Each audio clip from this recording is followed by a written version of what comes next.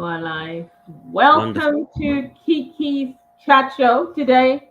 Today is Monday, the 27th of June, and my show is normally on a Wednesday, but fine, we can do any day, really. We can do any day. Now, today I have a very important guest with me. He is Ate Ojija. He's a photographer. He takes photos of models. He takes photos of important places in the world. He travels. He does what he has to do to bring you the beauty and the presentation of God Himself. Now, Ate has written a book, and in that book are pictures, photographs of a particular subject which is very important to us at the moment, because migration is something that is big in Europe at the moment, that is being discussed everywhere. At the moment, we're talking about people coming on the boat, going off to being sent to Rwanda, people coming off the boat, being sent to different places, being maltreated. We've heard about a few days ago there were migrants who were killed. We don't know how they died. It's still in discussion or being looked at. However, we're going to have a chat with Ate, and Ate is going to tell us from which angle his migrant story is coming from, with refugees, with children, and how it affects them. And so I'm going to ask him the questions that he's going to give me, which I'm going to share with all of you, the angle from which Ate is coming from. Welcome to my show, Ate. Thank you so much. Do I call you Kiki? This is the right way to address you? Kiki is what I was called from when I was a child. Kiki was my name at home. My dearest, my family, everyone called me Kiki. Even your dad called me Kiki. Everyone called me that. So, but I mean, my name. I don't know how I don't know how people say it, but in Ghana we call it my Chobok's name. My name is Candid. So that's Okay. what people who don't know me well call me, Candid. Cool. I know you quite well, so I'm going to call you Kiki if that's okay for this evening. That's okay. That's okay. So yeah, talk to me. So how are you, first of all? I'm really well. Thank you so much for asking. And first of all, thank you so much for having me on tonight. This is a real privilege to kind of be here with you and to talk about the project I've been working on.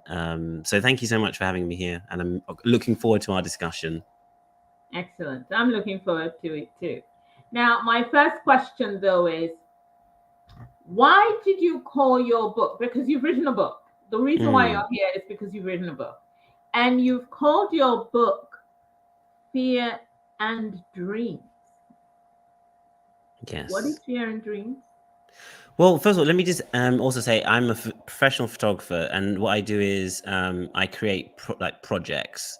And one thing I love to do is I love to tell human stories in the projects that I create. So I've been creating this project, Fear and Dreams. Actually, the broader topic is the Stranger series, and it's called Fear and Dreams, and it's all about young migrant and refugees and them telling their stories from their own voice, and me representing them through portraiture in empowered ways, and really kind of allowing them to kind of share their stories with me and just sharing that with the public. And the reason why I called it Fear and Dreams is because I've been fortunate to be around migrant refugees, to work with them, to volunteer with them, to befriend them, really, so I can understand where they're coming from and where they've come from, what they've left behind, in an effort to, first of all, really kind of convert myself to seeing life from their point of view. Okay, so I was at one of these really great rallies recently. It was the government were putting a bill in, which would mean that if you came to the UK through a quote unquote illegal route, that you could be sent away or you could be imprisoned and things like that.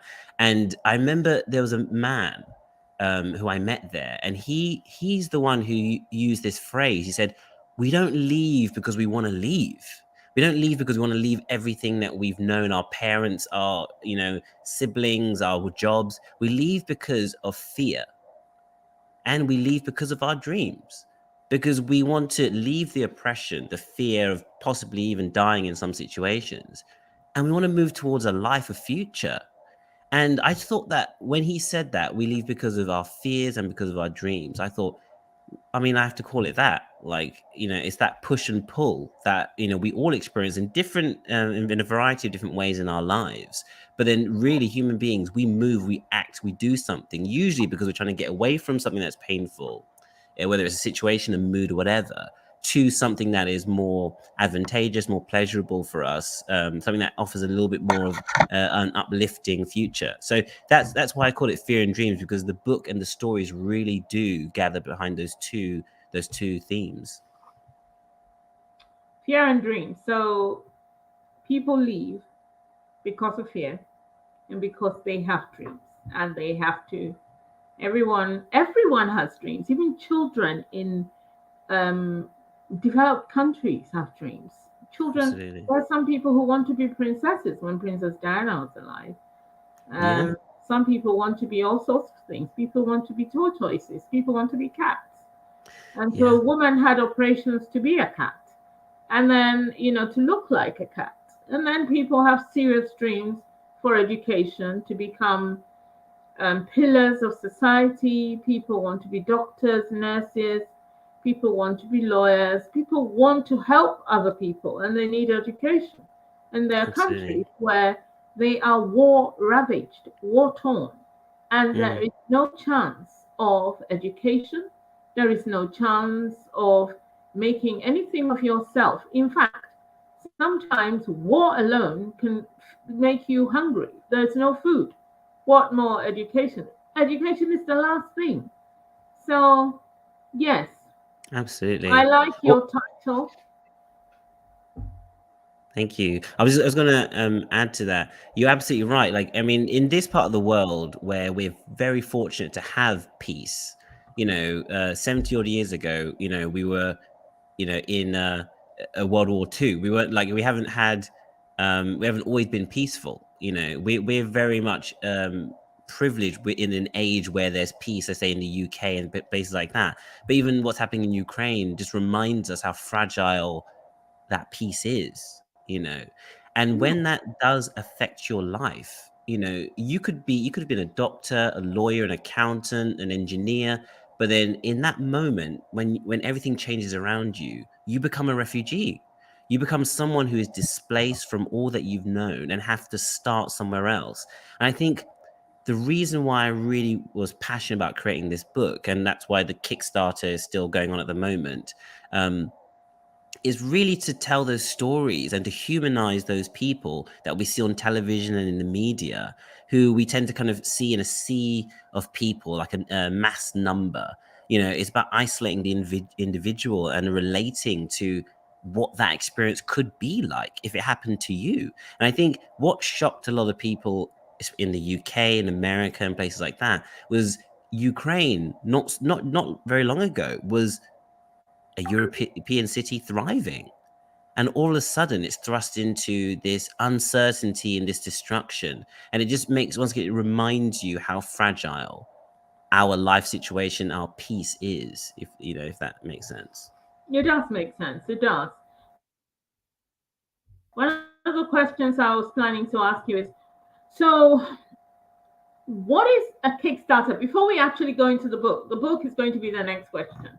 But what is Kickstarter? Do you want to tell me a little bit about it? Because you've mentioned it twice in your speeches, and I don't know what it is. Thank you. Yeah, I'll explain that. So Kickstarter is actually a platform that you can put a project up that you want funding for to make something real. So in my case, I've put up my book, which once again, it's the Stranger Series Fear and Dreams is a project I've been creating for, best part of probably 8 years or so. And it's a collection of portraits and stories that have been put together in this beautiful book that you can own and that you can read these stories in your own time. It can be a coffee table book, but in order to make it a reality, because I'm self-publishing it, we're raising money for the production of the book. So the actual Kickstarter actually ends on Wednesday, UK British summertime, 10 a.m. BST, and that's where we're raising the money to produce the book, really, so you can own it and you can read these stories for yourself. So that's what Kickstarter is a platform. So maybe we can share the link at some point or something. People can check it out and support if they feel like they want to support that book and own a copy. Good. Now, with the Kickstarter, for example, have you reached your goal, or are you still on your way? Still on the way. We're very, very close. Today we hit 90%, and we're just over 90%. Yeah. So we've just got a little bit to go, but it's a great opportunity for people who want to own the book to get the pre-sale price on it as well. So yeah, definitely we'll share the link and they can check it out themselves. But yeah, so we're very close to our target, which is very, very optimistic. What do you think are the biggest issues facing refugees and migrants around the world at the moment? John, thank you for that question. Do you know, let me answer it from a photographer's point of view as well. Yeah. You know, because also, like, I've met and I've worked with and I'm friends with a lot of people who are migrants and also people who are refugees, because there is a difference between that. So it's one of the main issues is the way they are seen, is the way they are perceived and seen, you know, because what happens is that, once again, I touched on it before, someone who is in a desperate situation, who needs refuge, who needs to be brought into a country and given a home and stuff like that, what happens is you had a life before you had to move. You know, just imagine you have a job, you're a talk show host and things like that. You had a life, but then all of a sudden you become a refugee, and that's your label.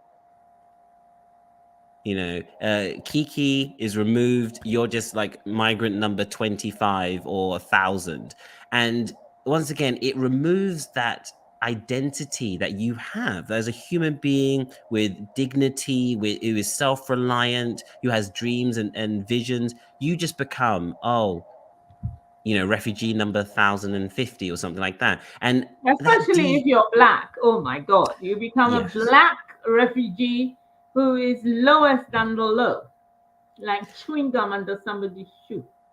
Well, that's the reality of the world. Absolutely. If you're darker and you're darker complexion, let's say you come from Africa and you're an African migrant refugee, you are seen immediately. You're characterized as someone who wants to take, who is an opportunist, who is this. You know, we don't even take into account that you had a life before you came here. So when you meet that negative or that limiting view of yourself, oh my gosh, I mean, first of all, you're not even treated like someone who is someone who has something to offer, someone with talent, someone with an ability. You're not seen like that. You're seen as a number a mouth we have to feed, or someone, you know, someone who needs something.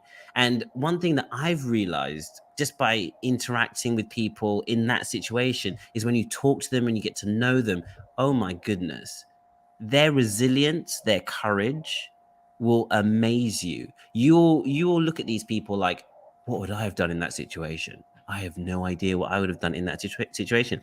And I look at them like that. I look at the people that I interact with like, you've learned how many languages because you had to. You've learned a new school system, a new economic system. You've had to learn skills and network with organizations. Most of us will never have to do that. And I think when we shift it from look at these people coming to take, but instead of shift it to, wow, what do these people have to teach us? What do these people have to show us about survival, about thriving, that we haven't had to experience? So that's usually the first thing that they face, is just being stripped of that identity that they've built for themselves. I mean, in the same way as if the UK were plunged into war right now, I mean, who would care that I'm a photographer? Like, who would care? No one would care I'm a photographer. No one care that I live in, you know, London in a nice place, whatever. They wouldn't care. All of a sudden, you are stripped of that. And I think that that is more damaging than people really perceive, you Yeah. know. Yeah. Yes, people do not realize that, being a refugee is a label which strips you of everything about your person. And also, people do not realize that it is not, like a tea party. As somebody said, a revolution is not a tea party. Being a refugee is also not a tea party because nobody wants to be displaced. Mm. Nobody wants, but it does depend on who the refugee is. I think one of those things which we forgot we don't mention is that it depends on what the refugee looks like, and then we know how to treat them, and that's really bad indeed. However, yes. Okay, now how important, when you talk about, um we're talking about disenfranchised groups, and we're talking about imagery and all of that. This discussion is moving towards the imagery of it because you're taking photos, and I Mm. think the photos tells a picture tells a story. Yeah. A picture has 1,000 words. So, Thousand do you words. want Yeah. to do you want to explain why you decided that there were more pictures than more words? Well, In yeah, I mean, absolutely. I think that almost ties into like how I started the project in the first place, you know. And the way I started the project in the first place was I was working for a designer called Oswald Boateng, who is a London fashion, is actually from Ghana. And he's a Savile Row designer, and we were heading out to Moscow to do like this fashion week because I started off my career doing a lot of fashion work, and then we went to Moscow and he challenged me to kind of find stories. He wanted me to lift my game, raise my game a little bit. He said, look for stories. And I said, okay, well, I'll look for some stories. And then I remember meeting this young African man in Moscow. And the mm, thing is, when you're in Russia, let's say you have dark skin like me, for instance, I mean, people look at you and they actually like stare at you. It's almost like, what are you looking at? Kind of thing. oh, And even when now, what year was this? this was 2012 when I went Ooh, there. So I don't know if it's like now, but it's you just there aren't that many of us out there. You know, there aren't that many of us, so we're a little bit different. And people would stare at you, and you almost feel uncomfortable, like because especially coming from London, where you see everybody in London, it's very different when you go there. So I remember meeting this African man, thinking, "Wow, if I've been here for 3 days and I feel like a stranger."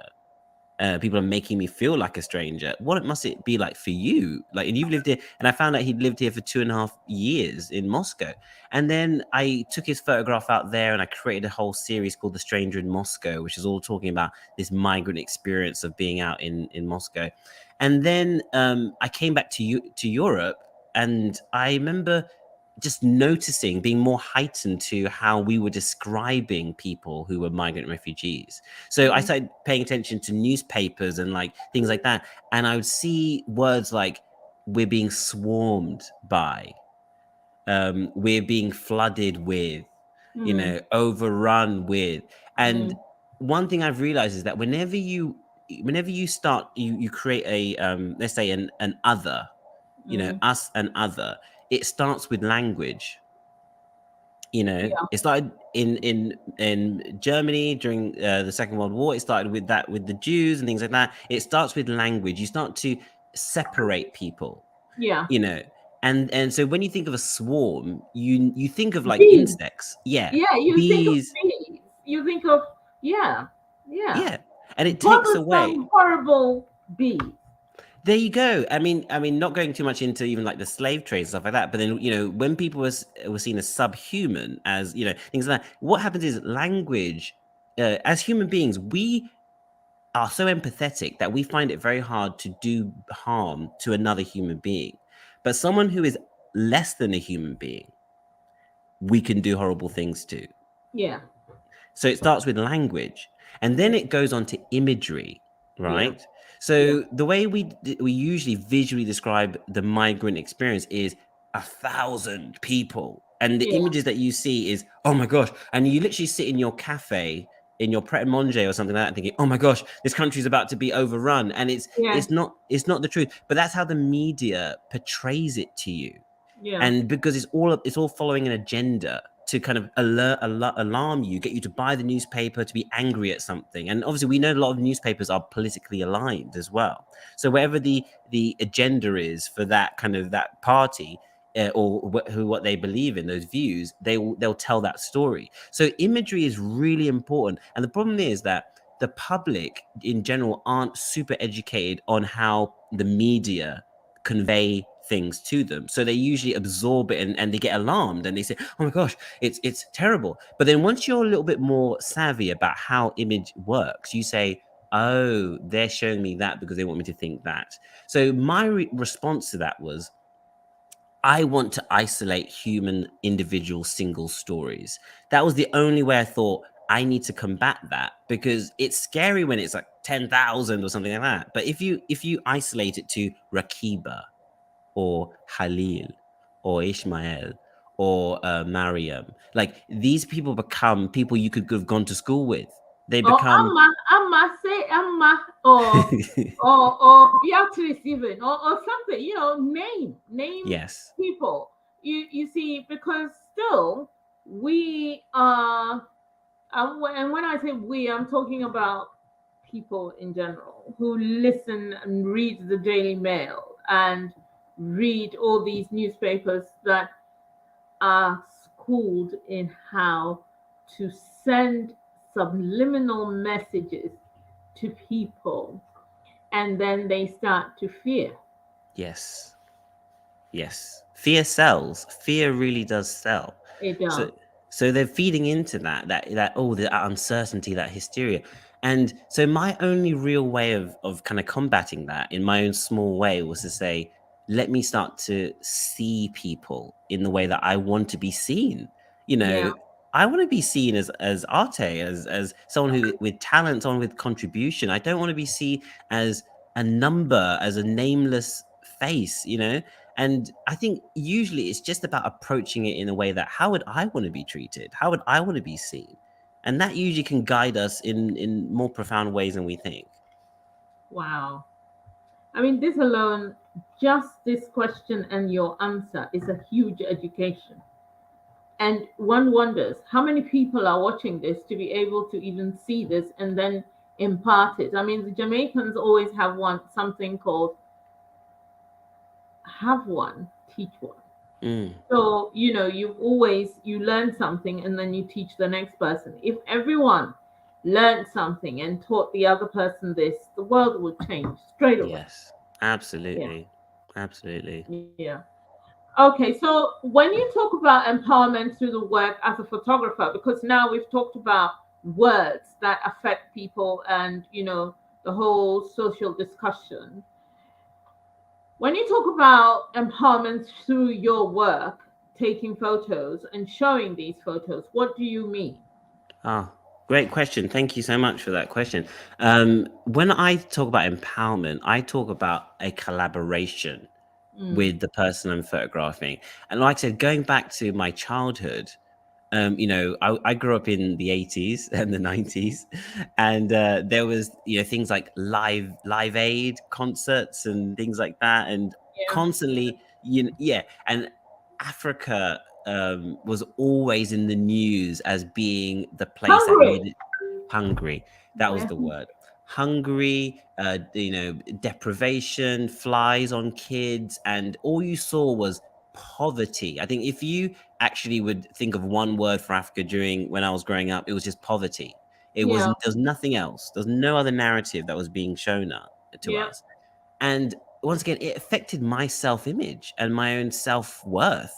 You know, I thought, oh my gosh, is being an African synonymous with poverty and lack and, you know, things like that. And once again, it really affected me. So I grew up thinking, do you know what? When I go to Africa, when I go to Nigeria or Sierra Leone or Ghana, things like that, and if I'm empowered enough to take a camera and take a picture, I'm going to tell another story. I want to tell a fuller story. And I'm very, very blessed in my life that I've had a chance to actually go to a lot of places in Africa for work. And when I do that, I tell different stories. I tell stories of family, of industry, of beauty, because that's also part of the story.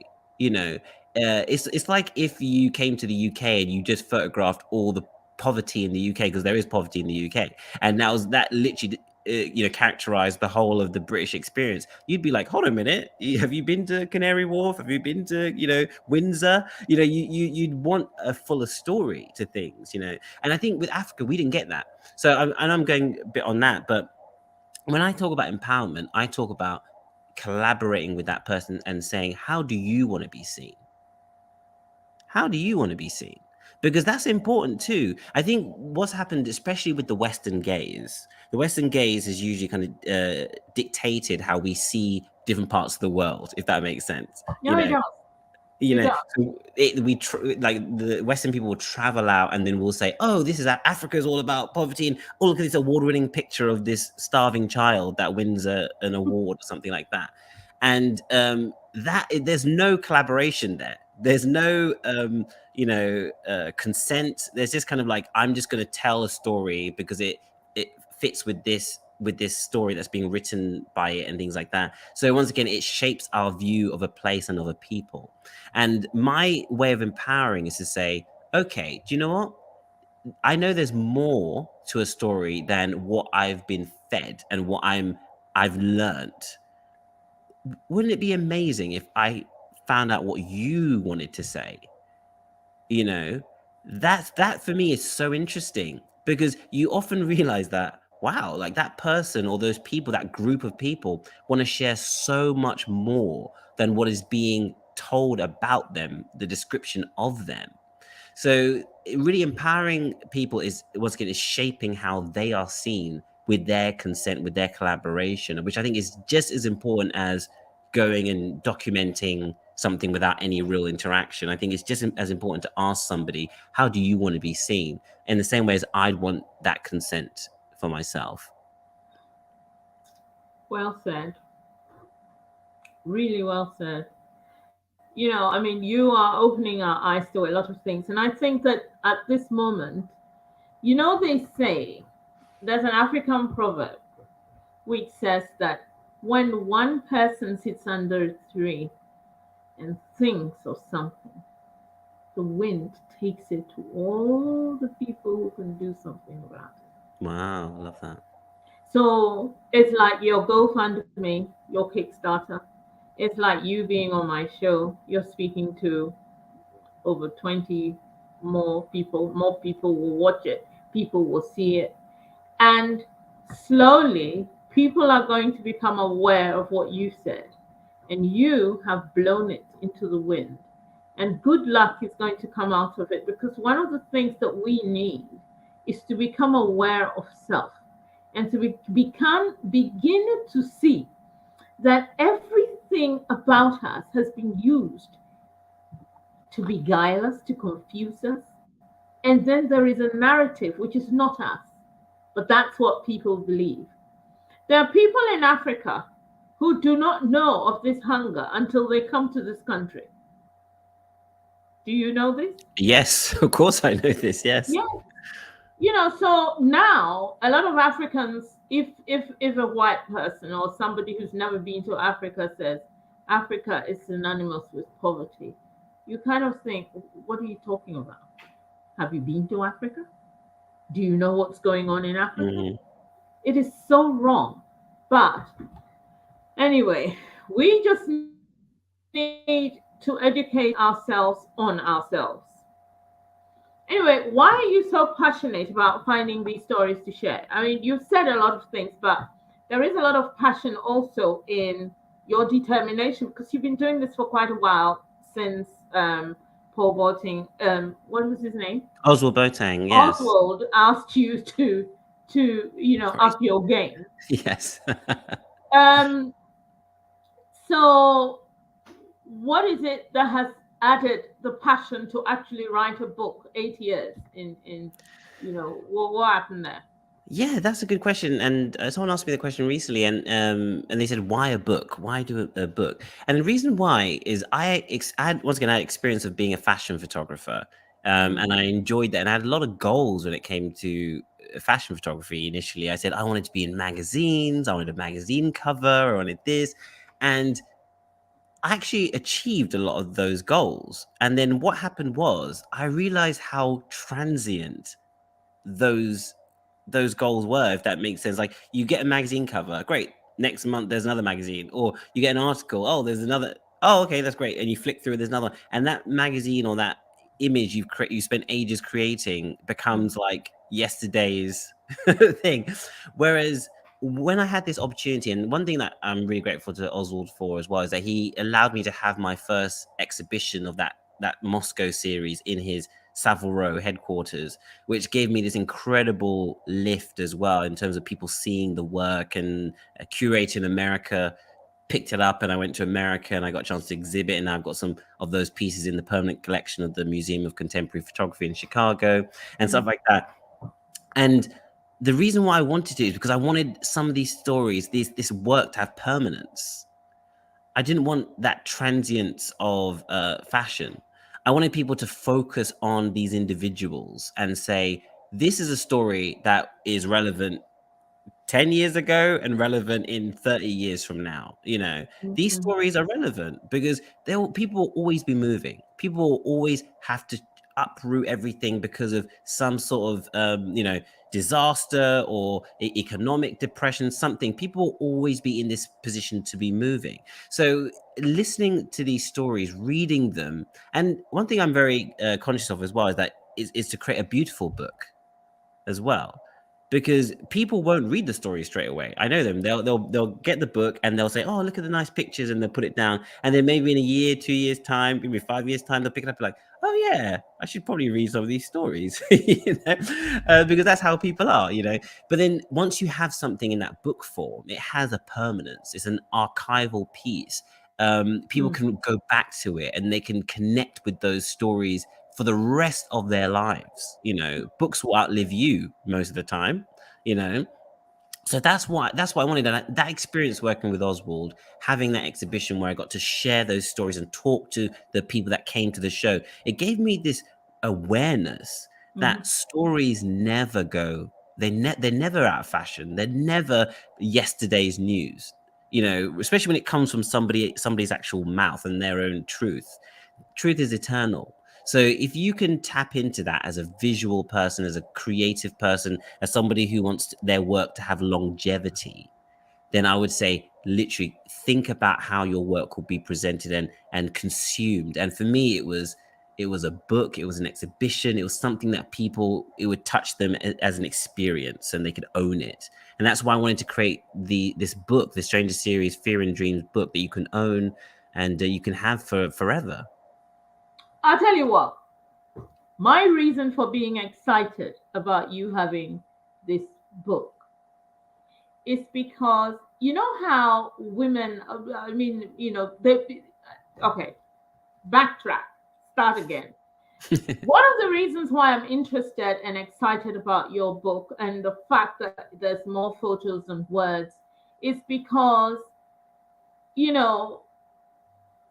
people say that Black people do not read.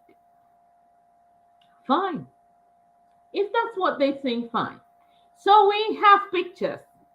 Now, one of the things about our history is that there are very little facts to prove that we built mansions before some people who are building mansions now. Because they came and destroyed ours. We hadn't taken photos. We never thought that these things would happen. Fine. Please carry on taking the photos. We're going to arm ourselves with our photos and we're going to hand it down the generations, and they will see that we have pictures. We have evidence. Carry on. I love, yeah. I love that, by the way. And that thing that's really interesting in the book is that along this incredible journey of documenting all these people's lives, is that I came full circle round to my own family's story of migration, which in honesty was a surprise to me, because it never really came into my mind as I was over the years of shooting and talking to people and meeting organizations and telling these stories, it just hit me when, because my father passed away last year, and he was a filmmaker. He was someone who made films. He traveled and things like that, and he basically became an adult during the time when Ghana became independent from Britain, when it won its independence. And he got this opportunity to learn how to make films. He came to the UK to study at the Soho, I think it's called the Colonial Film School in Soho. He came to study on a scholarship, and met all these other amazing people from different Commonwealth countries and things like that. And a lot of the stories of his life, of coming to the UK, going back to Ghana, becoming editor-in-chief and things like that, he didn't really tell us these things. So when I sat down and I started to really want to know his story, I was like, wow, Dad, there's so much richness that gives me context for my own life that he hadn't really shared. And it was a really like a moment of awakening. This was around 2018, 19. I would go and sit by his bedside and just say, Dad, tell me. So you went to school here. You knew this guy. Who was your boss? You were editor. And he would just sit down and he would just, I mean, obviously he was bedridden at that time. So I would just go and sit by him and just listen to him when he had the ability to speak and things like that. I'm very glad that I did that, because otherwise those stories would have been lost, really. That journey of mum and dad migrating to the UK, and it would have been lost. And I would have missed a very important link to all the wonderful people in my book. And this is incredible. Like I'm quite religious. So I believe that God has a purpose and a pattern for everything. And I think I was supposed to sit down with him and learn his story. And it was supposed to give me this anchor, this real connection to why I was creating this book and why it's important to share these stories. I'm glad you shared that. That was very deep. And it is true, because you even forgot to mention that your father was working for the BBC and all He of that. was, yeah. I mean, he has done a lot, and he was very artistic, and I think that's where you get it from.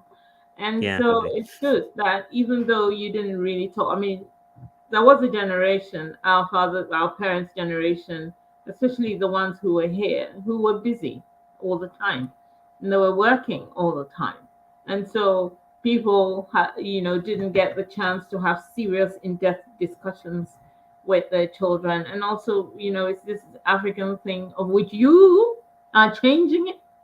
And if they talk about removal of curses, you're removing it because you are putting picture to paper, not words to paper, picture to paper. And this is going to be there for posterity. We have to find ways so that it stays there, and 200 years down the line, after many things have happened, someone will pick it up and say, "Ooh, wow, this happened." That is why, people, you must buy the book. Someone says the magazine becomes yesterday's chip paper. One of the listeners has just said that. We don't want it to become a chip paper. It has to be a book. And it has to be a book that is lying there for posterity. People must own this book, especially people in the diaspora.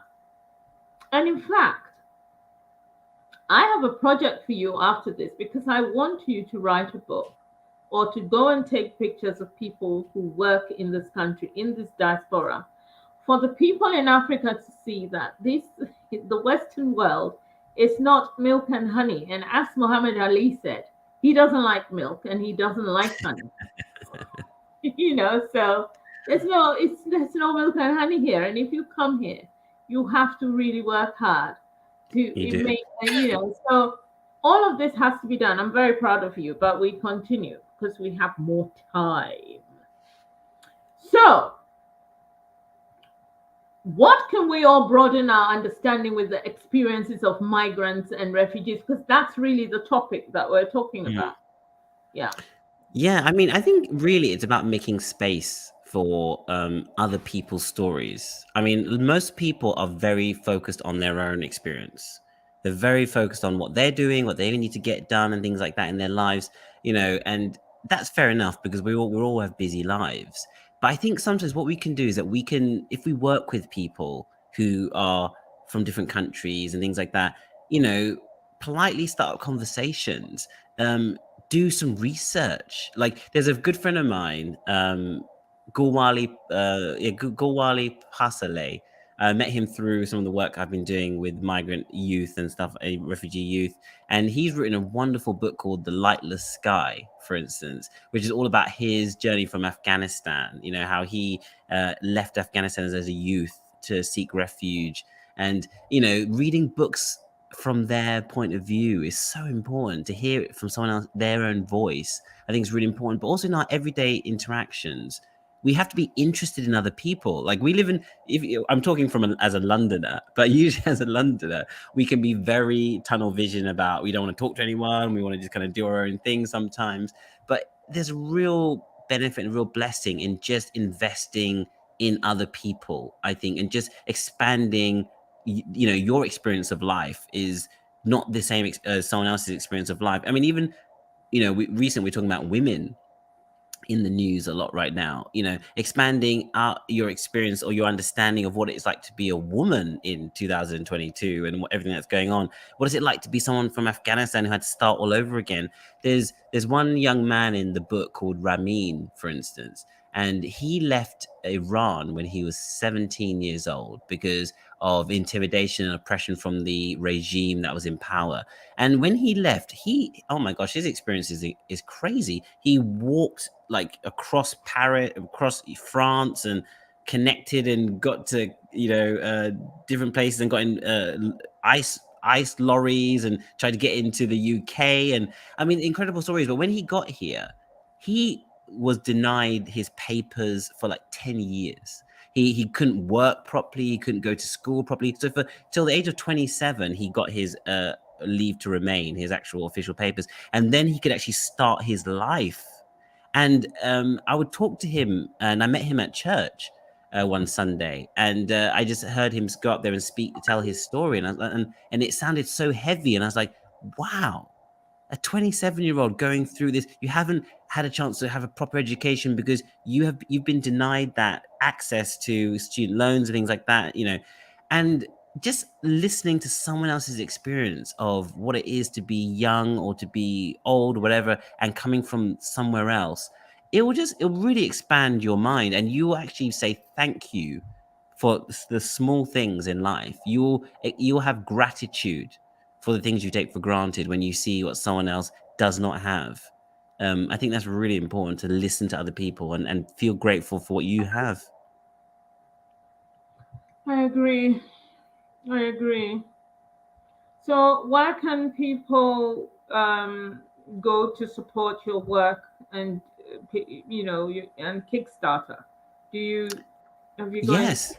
Yeah, I mean, we have a link. I don't know if that's something that we can share or not, but there's a I link. will put it in the comment section. Oh, brilliant. Yeah, so there's the Yeah. Kickstarter page, which is live right now all the way till Wednesday, 10 a.m. UK BST time, British Summer Time. That's when the Kickstarter ends. But there's also, if you go to Instagram, I'm Arte, which is ARTEH _creative. And I'm on Instagram there as well. And also there's arte.co.uk, which is my website as well. So yeah, a few places that you can kind of find me, really. We have come to the end of the program, but I need to ask you one question. Every time I have people on my show, they fascinate me so much, and then I ask them one general question, nothing to do with what you're doing or anything. But you did mention, you touched on the fact that women are in the news at the moment. Yes. What is your view? Well, they're in the news at the moment because of the ruling of the Supreme Court in the United States of America, which overturned the Roe v. Wade judgment, which basically means that now independent states in the United States can basically outlaw abortion and force women to find alternative routes to get these abortions. No, And you really, I don't think the option is to find alternative. They've just upturned it. So women yeah, will have they'll to. have to. Yeah. Yeah. they don't want abortions anymore. Yeah, yeah. I mean, my view, excuse me. I mean, my view is really simple, actually. People should have their own free agency. Sometimes we don't always have to approve of other people's choices, but I think we have to honor the fact that people should have their own choices. I think, and I think if someone was making a judgment about what I could do with my body, I'd find that as a massive infringement. Personally, I'd say you can advise me from a place of power and influence, but you shouldn't be in a position to tell me or restrict me from doing something like that, especially when it comes to my own reproductive system in my own body. So personally, I think it should be something that women decide for themselves. Thank you. I'm very happy you said that because yes, it's something we all have to start thinking about, and we have, people have to be seriously reacting to, or people have to be true to themselves on some issues. We really do. We seriously do. But I have enjoyed your discussion on the I've show. enjoyed it too. You have educated us a lot on a lot of things that I think you're one of the pioneers, because yes, I went to Barcelona once, and I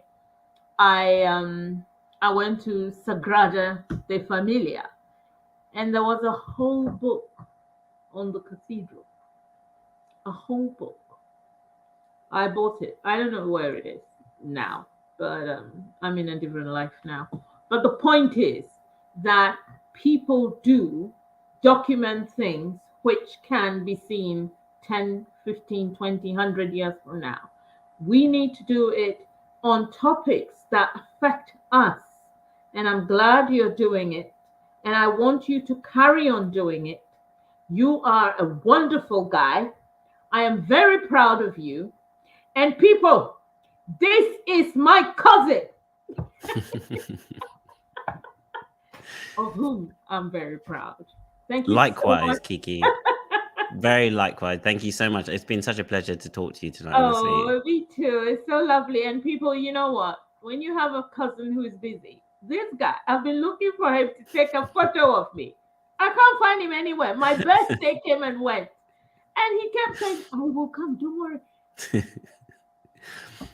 So I'm sorry, I'm crazy busy I'm just, yeah.